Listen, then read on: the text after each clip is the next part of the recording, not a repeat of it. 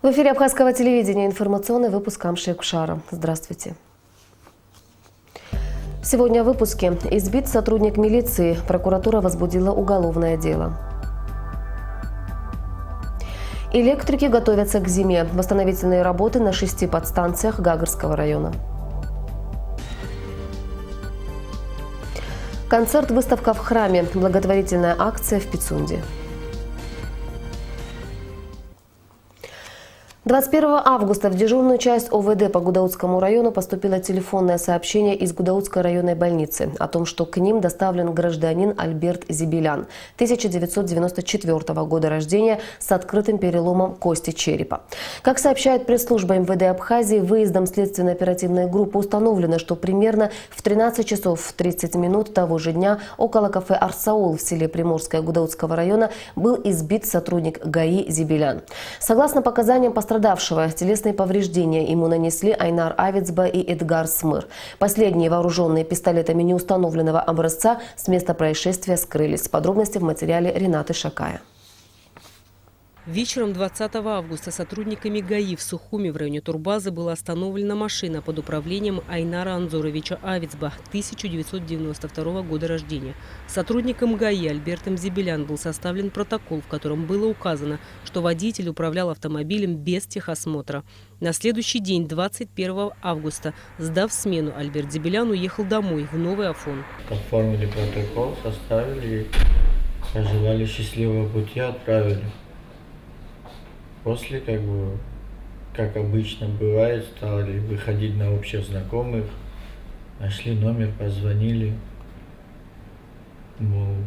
попросили встретиться вне формы, то есть на улице, без проблем. После в телефонный разговор была нецензурная брань, на что я взаимно ответил, и сказали, мол, увидимся. Вот следующим днем, то есть вчера утром, увиделись. Хотели поговорить, и где разговора вообще не было, сразу при встрече перешло все в рукоприкладство. Двоих знаю, третьего нет. Первый раз, можно сказать, вообще видел, ранее не сталкивался ни разу. После инцидента с резанными ранами в области головы и лица, многочисленными ушибами, Альберт Зибелян был доставлен в Гудаутскую районную больницу. После оказания первой помощи в тот же день Зибеляна перевели в республиканскую больницу. После дополнительного обследования ему провели экстренную операцию. Состояние при поступлении оценено как средней степени тяжести, был обследован, выполнен рентгенологический снимок костей черепа, где был обнаружен давленный перелом левой теменной кости. Далее пациент был дообследован, выполнена компьютерная томография костей черепа, где диагноз был подтвержден. После обследования больной был оперирован в экстренном порядке, выполнена репозиция вдавленного перелома теменной кости слева. Операция прошла удачно, состояние пациента стабильное. На данный момент находится в отделении нейрохирургии, активизирован. Как рассказал сам пострадавший сотрудник ГАИ Альберт Зибелян, он работает в правоохранительной системе страны уже 5 лет. За это время были разные конфликтные ситуации, но с таким фактом он сталкивается впервые. Конфликты в связи с работой бывают, конечно, но до такого еще никогда не доходило, просто разговаривали Недовольство, естественно, люди недовольны, порой бывает, что делать? Всякое бывает в жизни. Такого не было ни разу. По данному факту собран первичный материал и передан в прокуратуру Гудаутского района. Проводятся оперативно-розыскные мероприятия, направленные на установление местонахождения и задержания Айнара Анзоровича Авицба, 1992 года рождения, жителя села Нижняя Шира Сухумского района, и Эдгара Витальевича Смыр, 1991 года рождения, проживающего в городе Новый Афон. Рената Шакая, Алексей Гухова, Абхазское телевидение. По факту посягательства на жизнь сотрудника правоохранительного органа в связи с осуществлением им должностных обязанностей по обеспечению общественной безопасности прокуратурой Гудаутского района возбуждено уголовное дело. Об этом нам сообщили в Генеральной прокуратуре Абхазии. 22 августа 2017 года прокуратурой Гудаутского района возбуждено уголовное дело по статье 319 части 1 статьи 217 Уголовного кодекса Республики Абхазия в отношении Авиц Байнара Анзоровича 1992 года рождения и Смыр Эдгара Витальевича 1992 года рождения по факту посягательства на жизнь сотрудника правоохранительного органа в связи с осуществлением последним должностных обязанностей по обеспечению общественной безопасности. Согласно материалам уголовного дела, Зибелян Альберт Артурович 1994 года рождения, состоящий в должности инспектора ОГАИ по УВД города Сухум в звании младшего лейтенанта милиции, был доставлен в Центральную районную больницу города Гудаута с открытым переломом основания черепа и множественными телесными повреждениями. Материалами уголовного дела установлено, что Зибелян Альберт в микрорайоне Турбаза города Сухум была остановлена автомашина под управлением гражданина Авицба, который управлял автотранспортным средством без наличия технического паспорта на управляемый им автомобиль. Был составлен протокол об административном правонарушении. Впоследствии вечером того же дня Зибеляну на территории кафе «Арсаул» села Приморское Гудаутского района со стороны Авицба и Смыр было нанесено множество повреждений в область головы при помощи незаконно хранимого и носимого огнестрельного оружия в связи с исполнением последним своих должностных обязанностей. В настоящее время назначено проведение судебно-медицинской экспертизы для определения степени тяжести полученных Зибелян повреждений, а также иные оперативно-следственные мероприятия, необходимые для установления всех обстоятельств дела. Органам предварительного расследования предпринимаются меры по установлению местонахождения и задержания Авицба и Смыр. Прокуратура Гагарского района проводит доследственную проверку по факту обнаружения в Гагре в ночь с 18 на 19 августа тела жительницы села Уктола Чемчирского района Саджая Виктории Тамазовны, 1989 года рождения. Об этом сообщает пресс-служба Генеральной прокуратуры. В ходе наружного осмотра на теле покойной были обнаружены ссадины и гематомы, в связи с чем тело было направлено на патологоанатомическое вскрытие в Республиканское бюро судебно-медицинских экспертиз Минздрава. По результатам вскрытия прокуратуры Гагарского района будет решен вопрос о наличии или отсутствии признаков состава преступления. С 16 по 22 августа состоялся визит делегации Республики Абхазия во главе с министром иностранных дел Республики Абхазия Дауром Ковой в Сирийскую Арабскую Республику. В состав делегации также вошли министр экономики Адгур Ардзанба, президент Торгово-промышленной палаты Абхазии Геннадий Гагулия и сотрудники ТПП, которые представили экспозицию с продукцией Республики Абхазия на Дамасской международной ярмарке.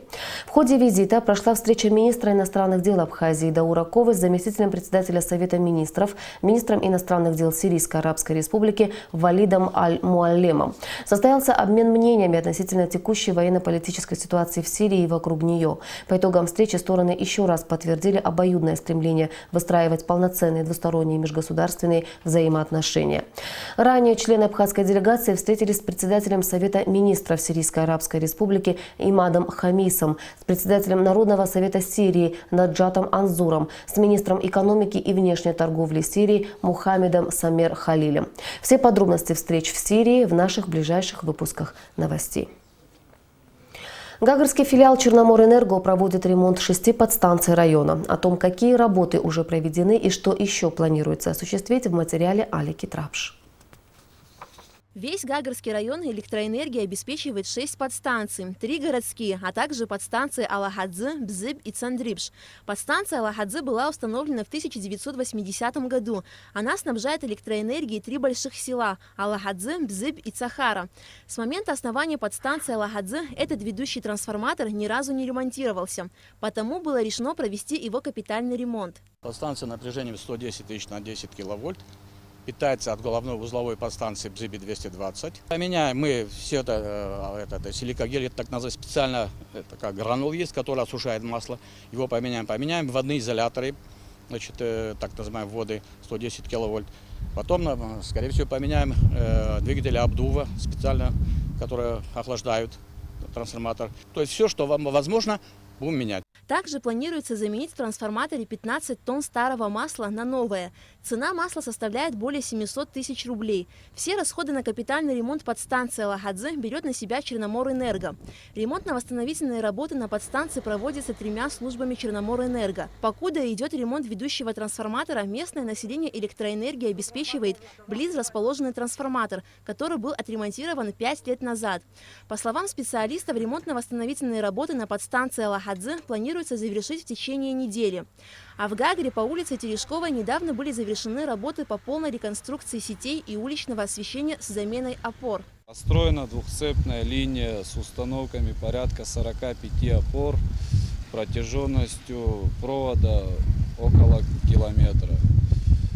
Также по договору, заключенному с администрацией Гагарского района, были выделены денежные средства на приобретение материала по освещению.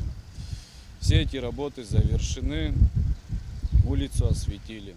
За 2016 год в Гагарском районе были проведены работы по реконструкции высоковольтных электросетей. На подстанциях Гагра-2 и Гагра-3 было заменено все оборудование. Все масляные выключатели заменены на элегазовые, а 2 силовых трансформатора мощностью 5,5 мегаватт на 10 мегаватт. Работы были проведены в рамках российской инвестиционной программы социально-экономического развития Абхазии.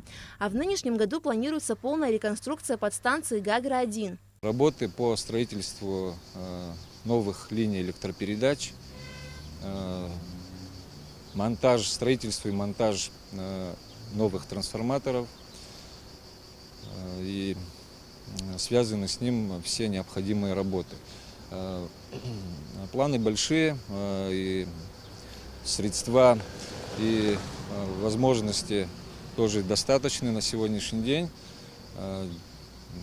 У нас в РЭСе работают 4 бригады. Это Цандрибская бригада, городская, Бзыбская, Пицунская.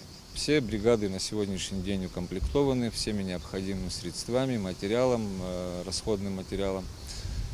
Есть у нас специальная техника, которую мы задействуем в любой нашей деятельности, при любых условиях, любой сложности. Специалисты отмечают, что во многих подстанциях случаются обрывы проводов по вине самих абонентов. Это происходит из-за несанкционированного подключения к электросетям и беспорядочного увеличения потребляемой мощности электроэнергии абонентами.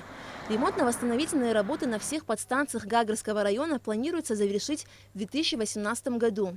Алика Трапш, Тимур Гугохи, Абхазское телевидение.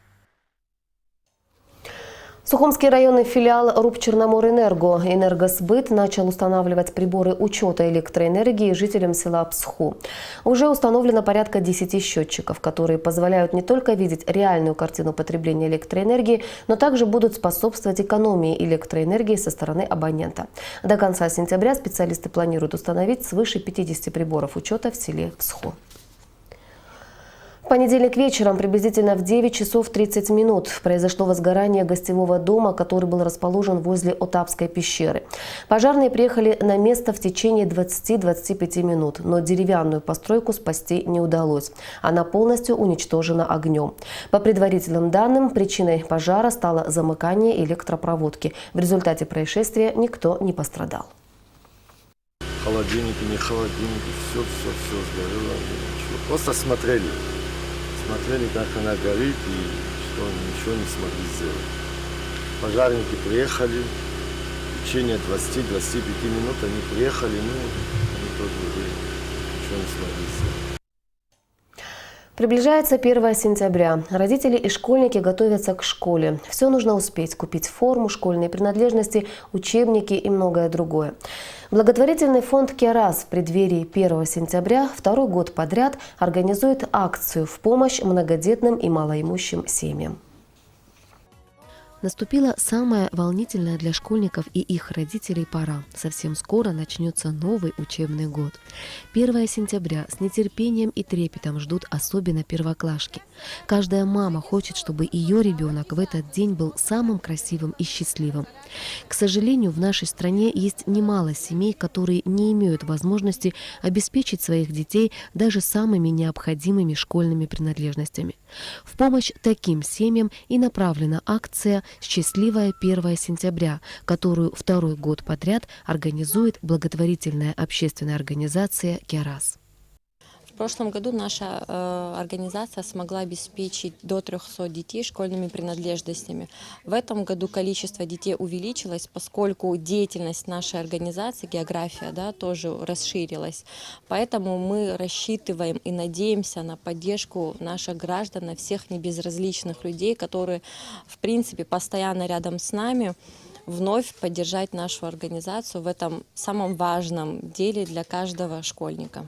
В 3 канцелярских магазинах города Сухум, а именно в Бегемотике, в магазине канцтоваров по улице Айтгалера и на территории центрального рынка в так называемом ангаре установлены специальные урны, в которые каждый неравнодушный человек, покупая что-нибудь своим детям на 1 сентября, сможет положить на свое усмотрение любой, но так необходимый для маленького школьника предмет. Мы уже второй год сотрудничаем с фондом «Керас». Люди активно участвуют, заходят для себя, в общем, купить, видят, что урна стоит, и они набирают и помогают детям. В прошлом году у нас стояла такая же урна, у нас проводилась акция, но в прошлом году очень активно люди участвовали в этом, им было очень приятно, что все-таки внимание проявляют детям, и что имели, пускай даже копейка, но закидывали, даже приносили нам портфели, которые в прошлом году дети носили, но в хорошем качестве, которые были, вещи приносили, закидывали, и покупали, когда для своих детей какое-то внимание им тоже оказывали, забрасывали в урну. И, надеюсь, в этом году тоже активно проявят наши клиенты, и будем очень благодарны им. К данной акции в этом году вновь присоединилось Управление образования столичной администрации. В первый день начала учебного года, 4 сентября, во 2, 4, 10 средних школах и в частной школе «Свет» волонтеры фонда «Керас» установят ящики. Ученики этих школ смогут подарить уже ненужные им учебники, школьную форму и канцтовары детишкам, которые в них нуждаются. Как отметила Камма Гопи, сейчас составляются списки всех, кому нужна такая помощь. Затем каждой семье будет назначено время и место, где будут выдаваться комплекты школьных принадлежностей.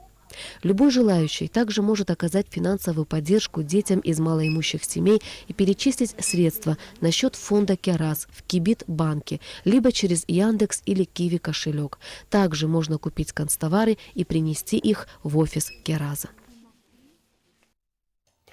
В Абхазии с недавних времен благотворительные акции и концерты стали доброй традицией. Так, в Государственном концертном зале Пицунского храма при генеральном информационном спонсорстве компании «Аквафон» состоялся ежегодный благотворительный концерт-выставка в поддержку больных детей республики. Репортаж Наалы Ковы.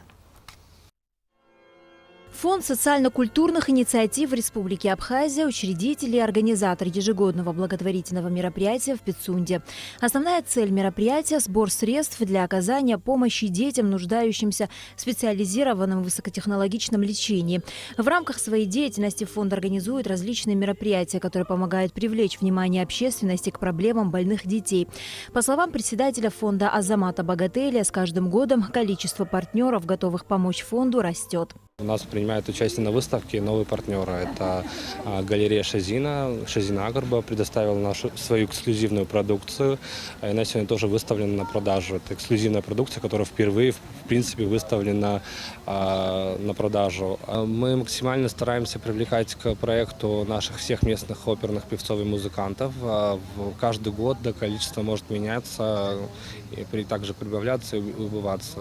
Впервые такой масштабный проект в Абхазии был запущен в 2014 году. За 3 года фонд провел несколько благотворительных мероприятий, собранные средства от которых в полном объеме были переданы культурно-благотворительному фонду «Ашана». На протяжении 4 лет мы сотрудничаем, и очень многие дети получили лечение, и в том числе и пицунские дети, и практически ежегодно это мероприятие собирает 400-450 тысяч рублей, которая очень большая поддержка для наших детей. Благотворительный вечер был разделен на 2 части. В первой части состоялась выставка, продажа продукции партнеров фонда, компании Абраскил, эксклюзивных работ галереи Шазина, продукции бренда Colors of Nation, детских работ студии живописи Марии Пилия. Вот уже 4-й год в Пицунском храме проходит концерт благотворительный, который организовывает фонд социально-культурных инициатив, в частности Азамат Богателя. И мы очень рады сотрудничать с ним и с его фондом. И дети с удовольствием дают свои работы для того, чтобы все могли их приобрести. Второй частью благотворительного вечера стал концерт с участием всеми известных и любимых оперных певцов республики.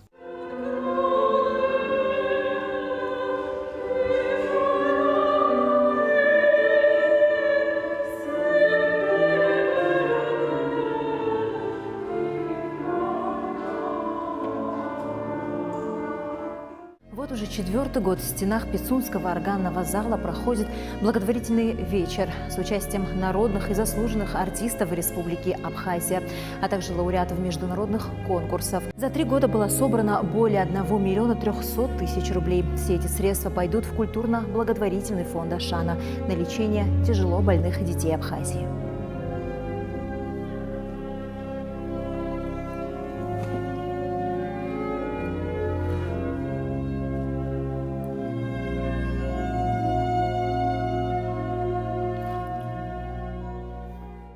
А компания «Аквафон» является бессменным партнером Фонда социально-культурных инициатив в таком важном и нужном Абхазии деле, как благотворительность. Это мероприятие, благотворительный концерт, также стал для нас традицией.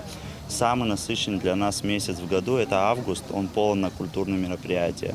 Мы рады, что именно в августе проходит и такой концерт тоже. И компания «Аквафон» всегда стоит с такими проектами, где можно помочь детям, где можно помочь людям, которые нуждаются в этой помощи. Как я говорил ранее, что это уже на ежегодной основе проходит этот концерт. Мы надеемся, что и в этом году, и в следующем году, еще много лет вперед, такого рода концерт, такого рода мероприятия будут проходить, и мы будем всегда стоять рядом с ними. В начале 2017 года Фонд социально-культурных инициатив удостоился премии «Лучшие социальные проекты России» в категории «Благотворительность» за проведение концерта-выставки в поддержку тяжелобольных детей Абхазии. 24 августа в Абхазской государственной филармонии состоится 7-й международный фестиваль вокалистов «Дружба без границ». В нем примут участие звезды эстрады из Абхазии и Республик Северного Кавказа, обладатели высшей музыкальной награды Кавказа «Золотой микрофон». 24 августа текущего месяца к нам приезжают лучшие вокалисты республик Северного Кавказа, Южной Осетии и Абхазии для того, чтобы принять участие в гала-концерте 7-го международного фестиваля «Дружба без границ». Учредителем и организатором данного фестиваля является Республиканский центр народного творчества Абхазии. Уровень участников довольно-таки высок. Фактически все они являются народными артистами и некоторые заслуженные артисты своих республик. Кроме того, все они являются обладателями высшей музыкальной награды Кавказа «Золотой микрофон». И о погоде. По сообщению синоптиков, завтра в Абхазии ожидается значительное ухудшение погоды. Будет облачно, ливневый дождь с грозой, местами возможен град. Температура воздуха ночью плюс 21-23, днем плюс 25-27 градусов. Информационный выпуск завершен. Я прощаюсь с вами. До встречи в эфире.